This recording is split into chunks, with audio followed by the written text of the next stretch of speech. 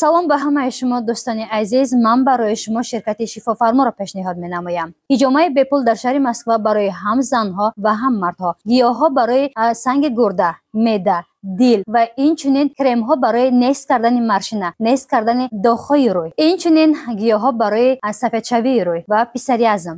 доставка ба тамоми шаҳру ноҳияҳои Тоҷикистон ва Россия ройгон аст.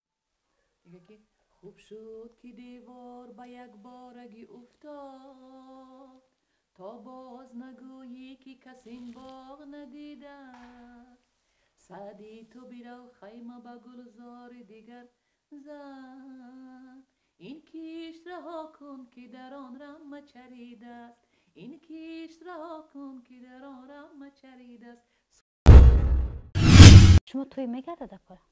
بله بله. یعنی که شما اگر در توی‌ها دعوت کنن شما همچون من در همین یک سرود آوردیم توی اومد این اومد من سرود ندارم که توی رو بعد رفتیم بعد یک چند تا سرود دیگه کردیم 8 تا سرود کردیم کلیپوش کردیم سال گذشتگی توی یکم ماه دکبر بود رفتیم 8 تا سرود یک 80 باری خوندیم در 3 ساعتی بود. صاحب چند فرزند هستید؟ 2 فرزند، دختر پسر. از زندگیتان راضی هستید؟ سرفایز الحمدلله. بله شکر الله که زندگی خوب دارم تو الان خوب دارم. شکر که مرا مادر کرد، مرا دختر کرد، مرا خواهر، زن. بله. و میدونم که در آن همان جایی که شما زندگی میکردید رستوران گشوده اید. بله بله بله. رستوران بود، رستوران تاجیکی، نامش هم نیگین بود.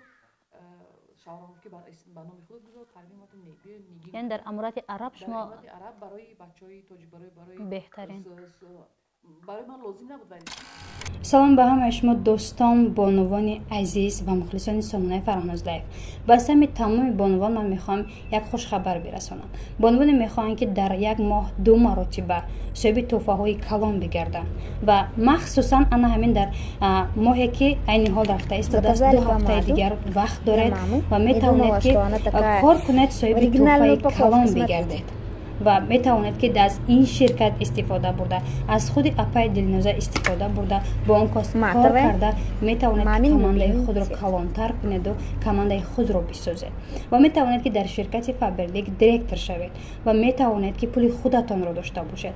زنهایی که اولادار هستند صاحب فرزند هستند نمیتوانند کار کرده از خانه برآمدن نمیتوانند و میخواهند که پول خودشان رو داشته باشند و میخواهند که تحفه به دست بیارند و معاش کلان صاحب گردن. پس با پای دلنوزه تماس برای شما کمک میکند. من باوری دارم که همه شما در این شرکت کار کرده میتوانید و صاحب هم خانه ماشین و میتوانید که به دولت‌های خارجی سفر نمایید و نگفته نماند که 2 هفته دیگر وقت دارید و میتوانید که حرکت کنید صاحب تحفه بهترین بشوید. مرحمت با پای دلنوزه بونو زنگ بزنید از نوع من گپ زنید برای شما رجیستراسیون کردن کمک کردن تا به دیرکتر رسانیدن رایگان است. مرحمت. سلام و درود میگویم به هر یک شما تماشابینان و مخلصان سامانه فرهناز لایف.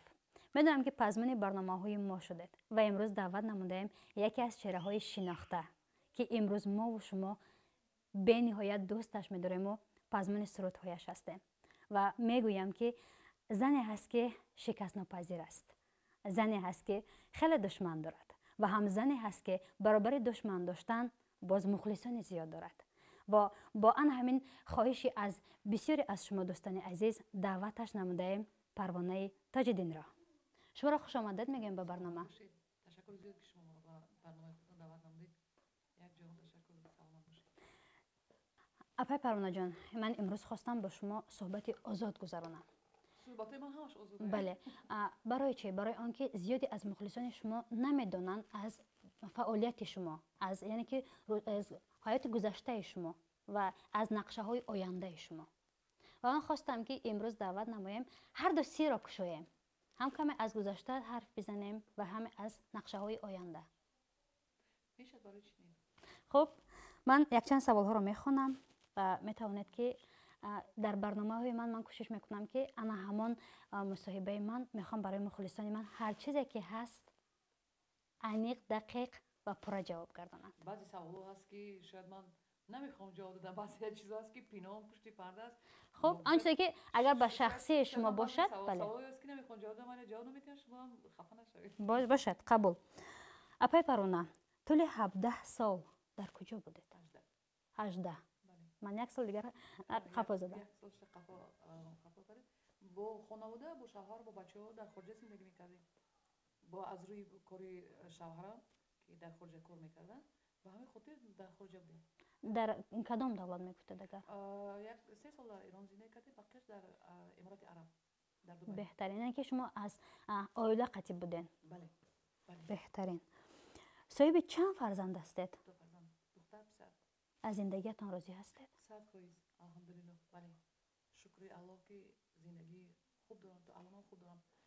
شکر که مرا مادر کرد، مرا دختر کرد، مرا خواهر، زن. بله. و من از این چیز راضیم. بهترین. چرا اینقدر دیر هنری خود را معرفی نمودید؟ اگر هنر باشد برای چی دیر بود؟ هیچ وقت با فکر میکنم که دیر نیست. اگر هنر آدم باشد، اگر یک چیز مایل داشته باشی، ذوق داشته باشی، فکر میکنم دیر سر کردنم یگان جایی وای ندارد. جایی مثلا گوییم که هی دیر سر کرد اونم یک کار یا که بیزنس یا که خوانندگی یا که مثلا برندگی و درندگی و چرندگی، همین کار جای دیری ندارد. کار همه وقت کاره. در کدام سن سال آدم نباشد، در جوانی هم باشد، در مثلا سن از 40 بالای هم باشد. ولی من راضیم. برای چی؟ برای که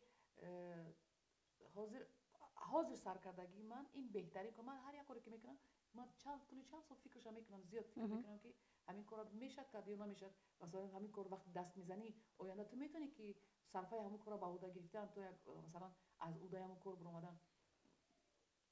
یعنی که شما اینقدر فکر کردید که نو مثلا جوان باشی، اگر برای تو چی لازم داره، برای تو یک اسپانسر لازمه، دیگر لازمه، این اون باید نو بالای کار میبینن، بالای کریر میبینن، بالا رفته همین مثلا پیشروی همه میشناسد، شناخته میشن که همون محل چی اینا جوانن، خون در جوشه، میخوام مثل دیگران با شوهر کنم، فتا پوشانش تگی چادر من مثلا شوهر میکنم، با یک سال دیگه خواندن که با بچه دار میشه. من خدا شکر همه اینا یک طرفه کرده، بعد بمونه که از همین چیزا آزاد باشه.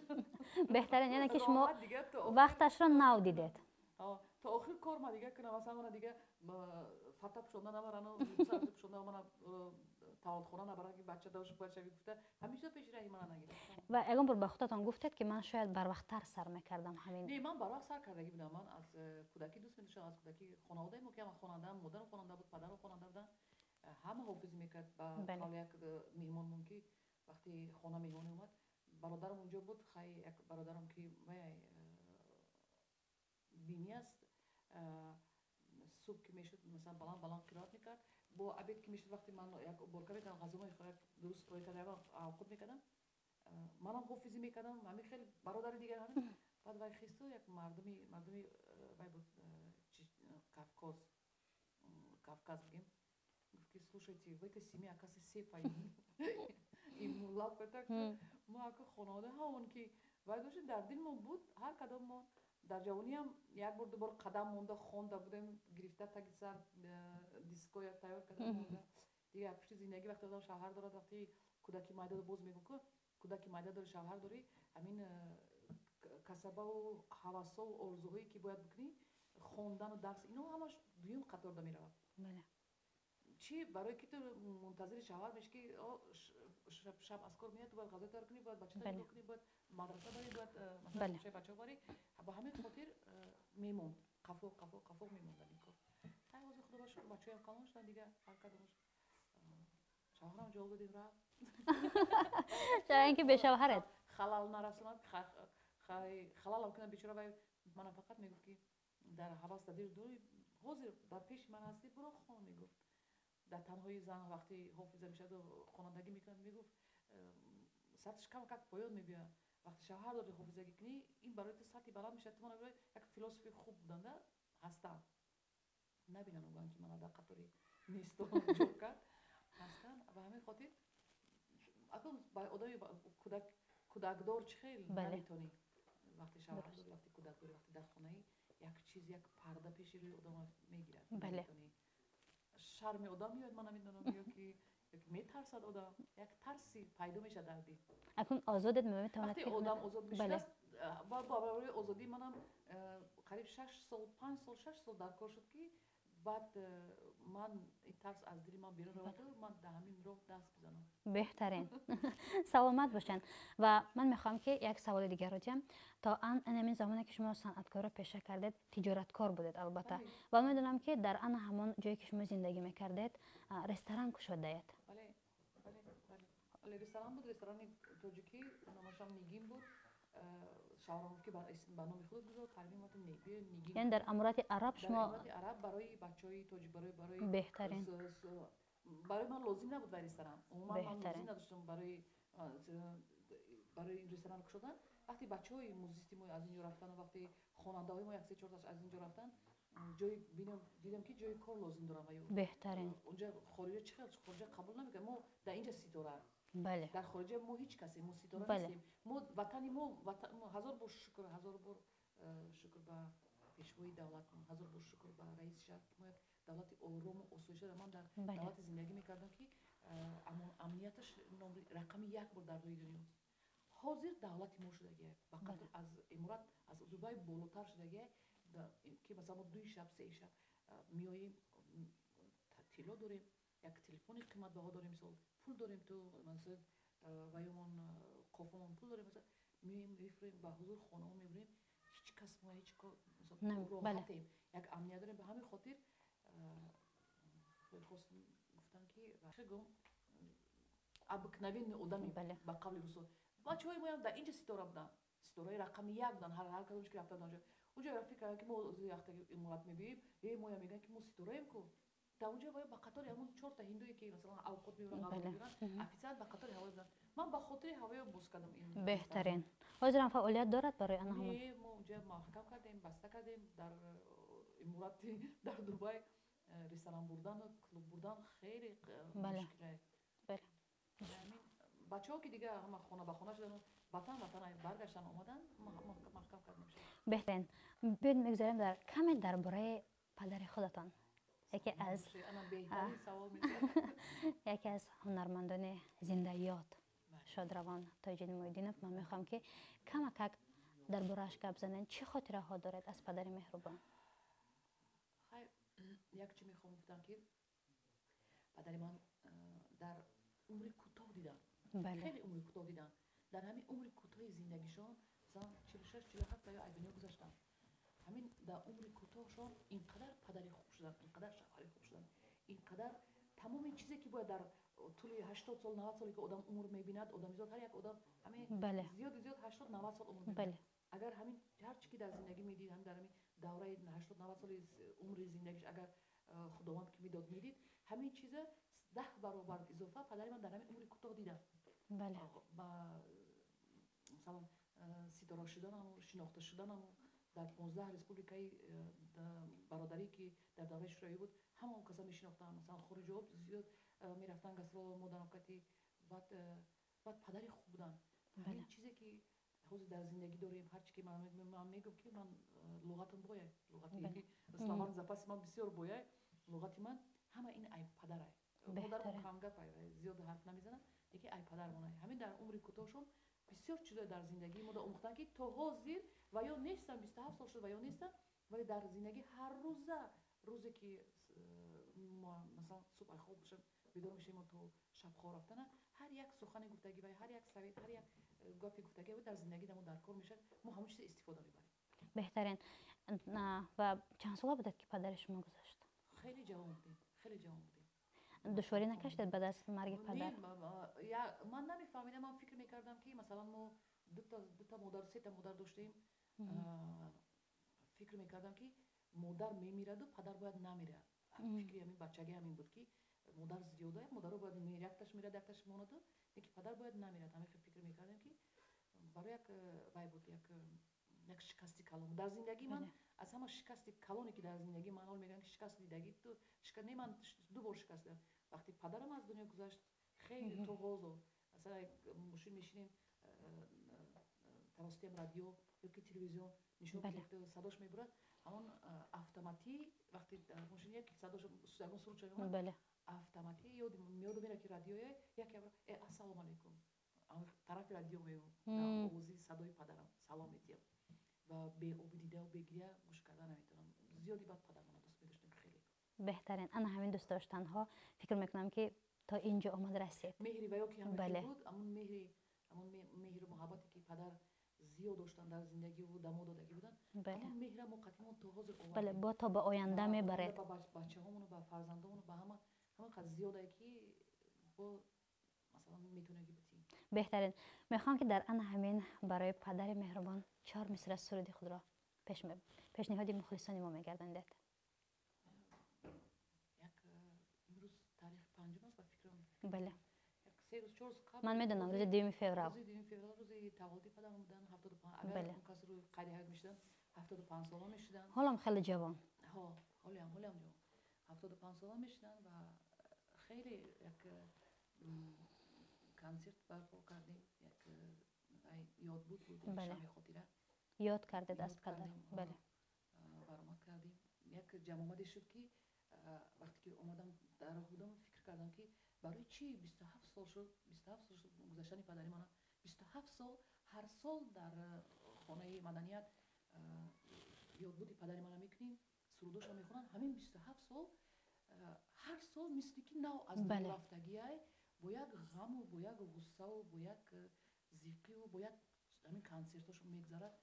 ҳамина дар дилам як орзу кардам ки ҳамин 75 ин 76 фарқ надорад. Номи ва ё дига дар ҳамон 46 монд. Дар синни 46-47 монд номи ва ё дига фикр кардам ки як план кардам ки як консерти бо шукӯҳи амин хуб дар қасри амин суруш ташкил кунам бо амин ҷавоно ки ҳар кадом сурудоша бихонанд бо як хурсандӣ, як хушнудӣ.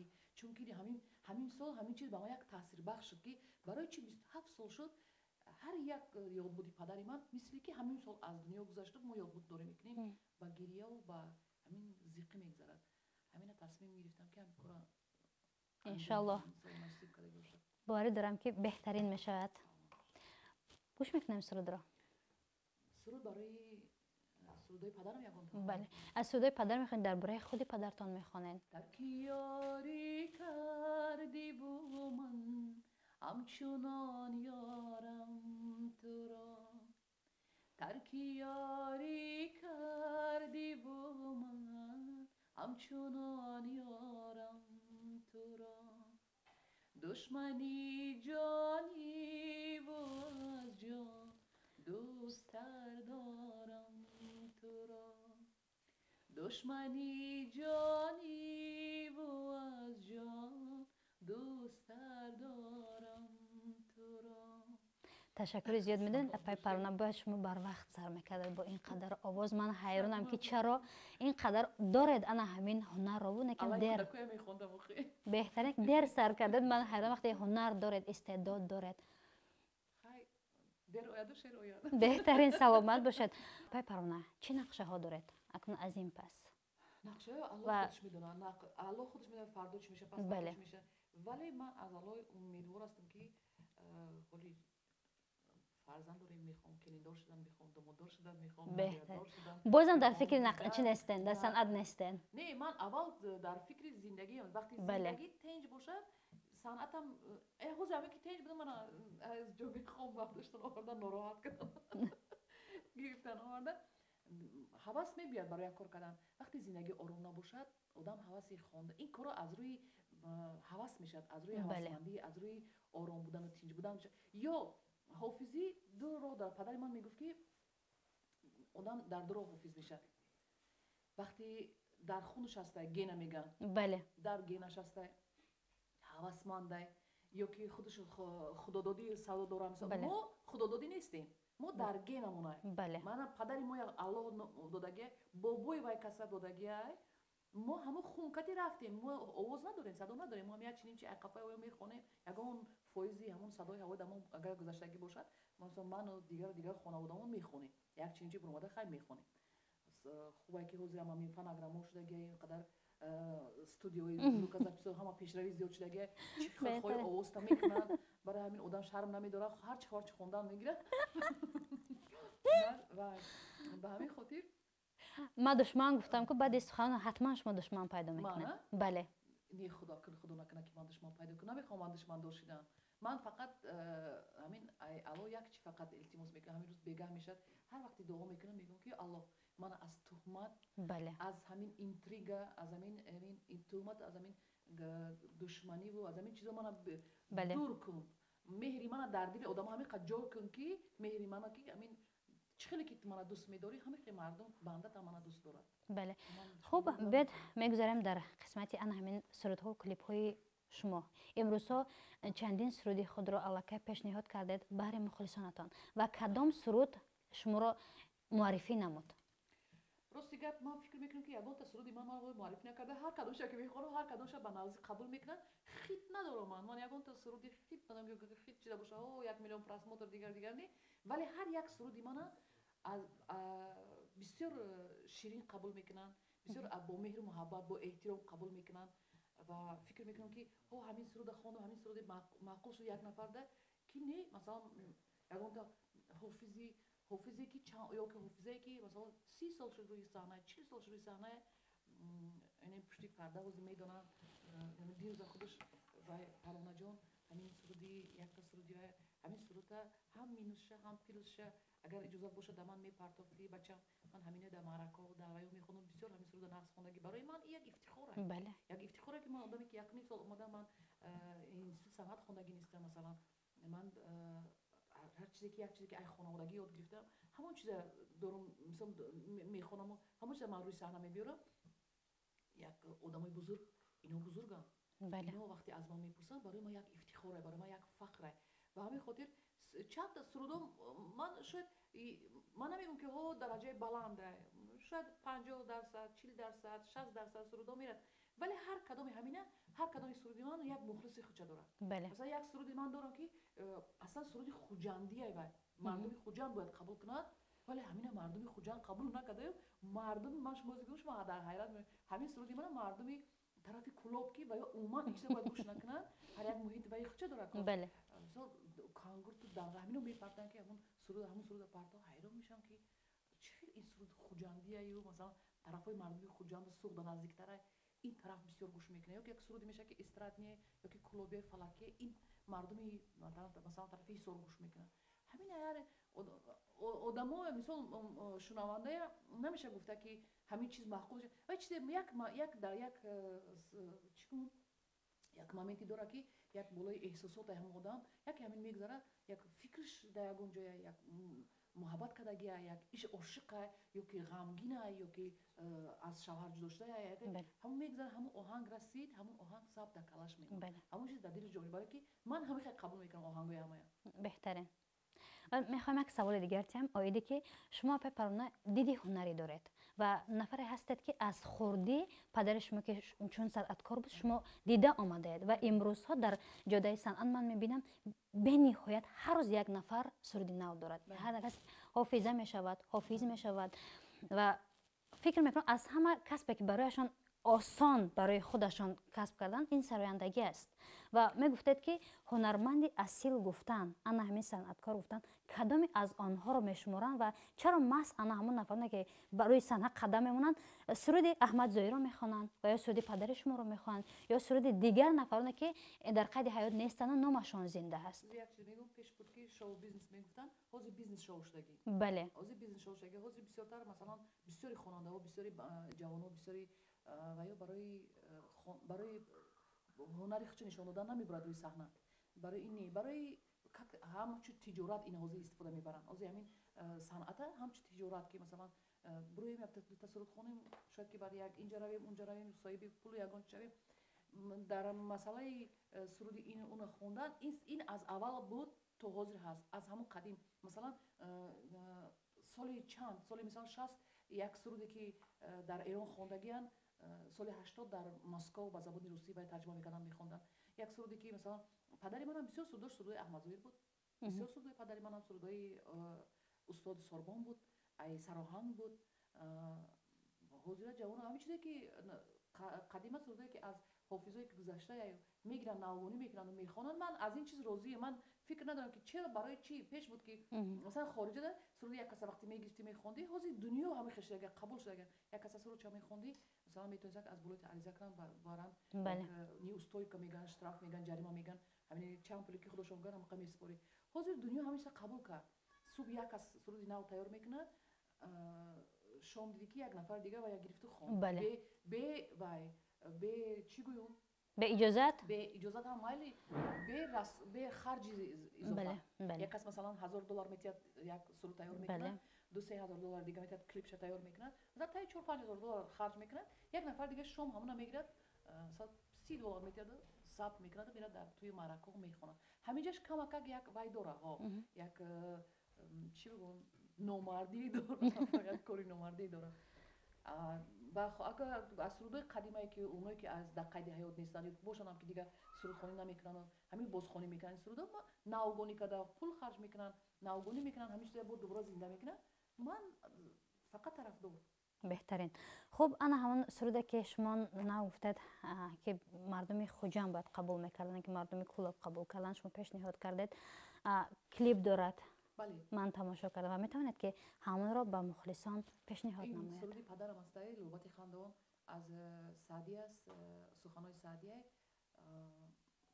بعد در همین یک پسر اما داریم امیر جان موزیست مونه همین موزیکانت شما موزیکانت ما مکتبای وای خوندگی موزیکانت خوندگی بعد یک روز گفت که پروان بیا همین تو خوند گفتم که این خیلی لهجه سمرقندی و سعودی و همین کشیده من میتونم این چیزی که خوندم آدمی که تیز گپ میزنم استودیو که میرم تیز میخونم برام آدم میرم آخه این سرود کمتر باید کشیده خونی من سراسی آدم نیخه خوندم که خوش رو اومد همین بهترین سرود شده گه که کجا رو مثلا همین اول همین چی مردمی کلا باشه چی دنگره باشه چی سوق باشه ایسا باشه اول همین طلب میکنن همین لوبات خندون بسیار یک راحت لذت میبرن سخنهای سعدی از سخن سعدی کی لذت نمیبرن بله درست از مولانا و از سعدی و از فردوسی و از اینو از لایق شراوی از اینو هر یک نفر اگر آهنگش هم دیگر کنی بیزه با که خونی با خاطر اوزی تا اگر لذت نبرن با خاطر هم سخنا لذت نمیبرن سخنش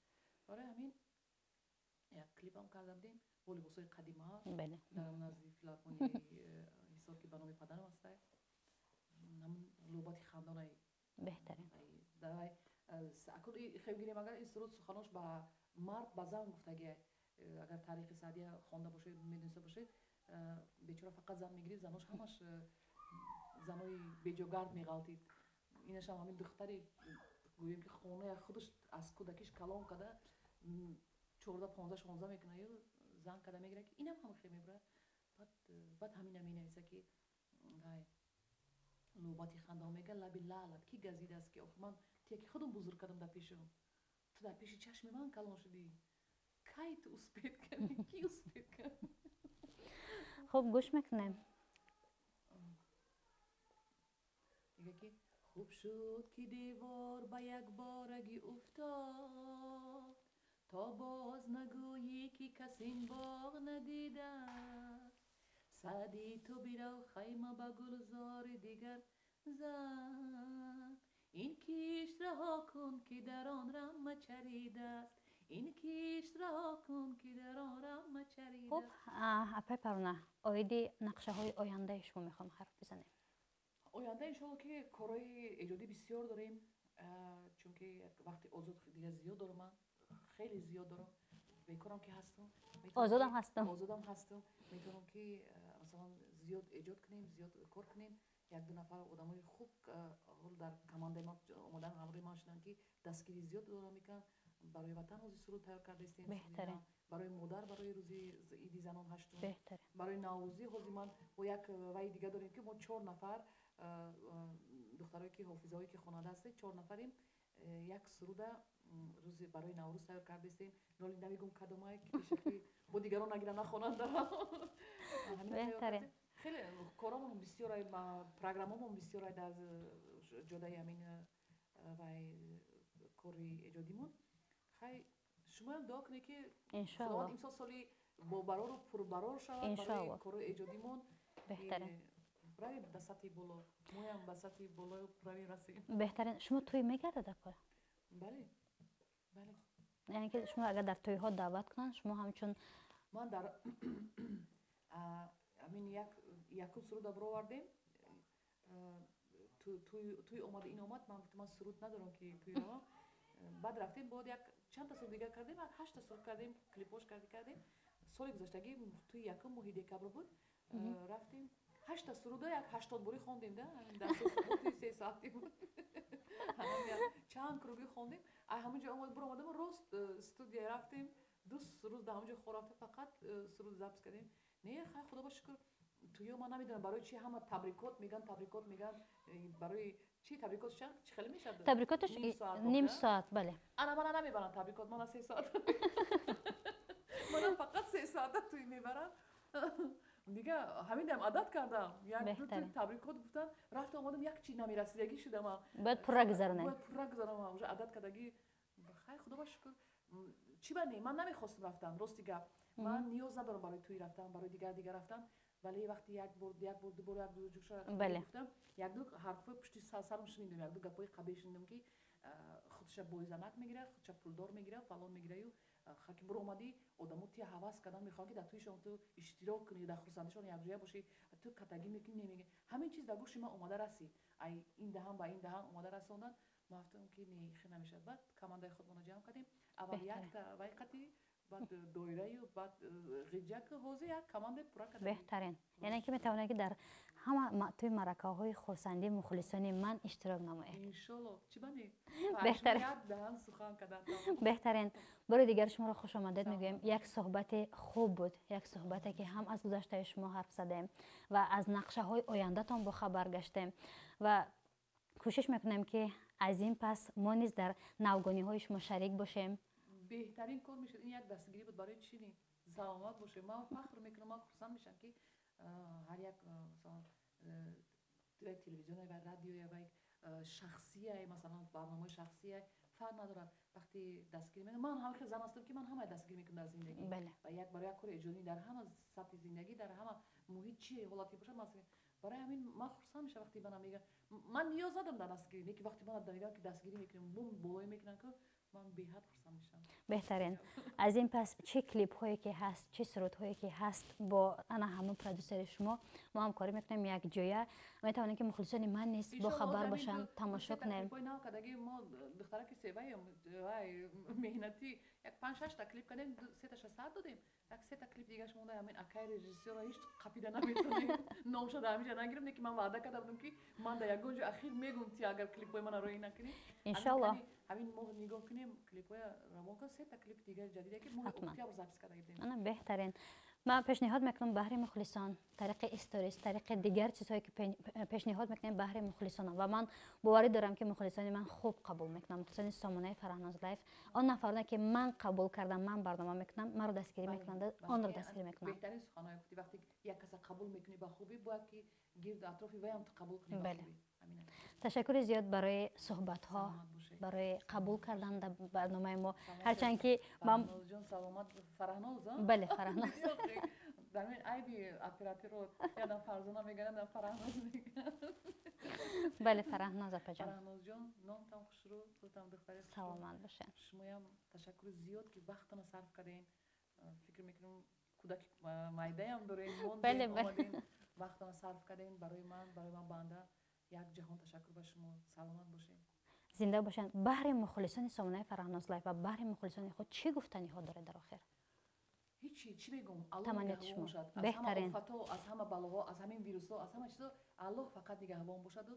تاجیکستان ما همه خیر سرسبز خورم همه چی خیلی که حاضر هست کو همه خیلی تا آخر وقت فرزندای ما چیزی اون چیزی که ما همین شب روز دیدیم فرزندای ما هم آینده که همین خیلی با همین یک خرسندی و با همین آرامی امنیتی که حاضر در وطنمون همین چیز قطعی و هم روز گذرانم و همین روزای خوب بهترین تشکر زیاد دوستان عزیز یک چیز را فراموش نسازم که به نهایت آرام گشتم برای اینکه اینقدر من برنامه ها میگذارم و خودتان میدونید که زیاده از یا 100 یا 150 تا برنامه‌ای که من گذراندم اینقدر آزاد صحبت کردم اینقدر سوال‌هایی که دادم و جواب خوب گرفتم و یک محیط خوبی بود با اپای پروانه جان و من میخوام که همکاری ما بازم ادامه یابد تا برنامه‌های دیگر همه شما را خداوند نگهبان باشد خیر عزیزان من